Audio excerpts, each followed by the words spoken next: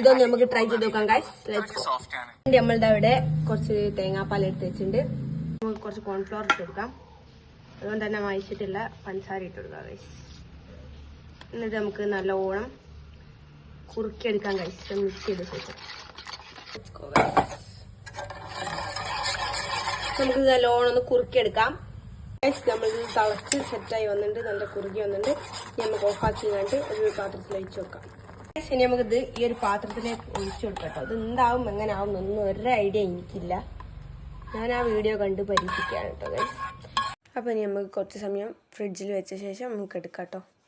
ഷേപ്പുകൾ നോക്കണ്ട ഗൈസ് കേട്ടോ. സാധനം സെറ്റായിട്ടുണ്ട്. ഗുളുഗുള ആണ് കേട്ടോ ഗൈസ്. നമുക്കൊന്ന് ട്രൈ ചെയ്ത് നോക്കാം.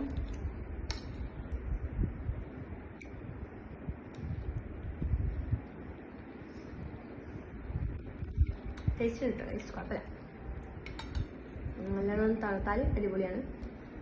അപ്പം എൻ്റെ ധൃതി മൂലം കുറച്ച് വേഗം എടുത്തോണ്ട് തന്നെ അധികം കട്ടായില്ല. പക്ഷെ അടിപൊളിയാണ്. എല്ലാം ട്രൈ ചെയ്തുക. Okay bye.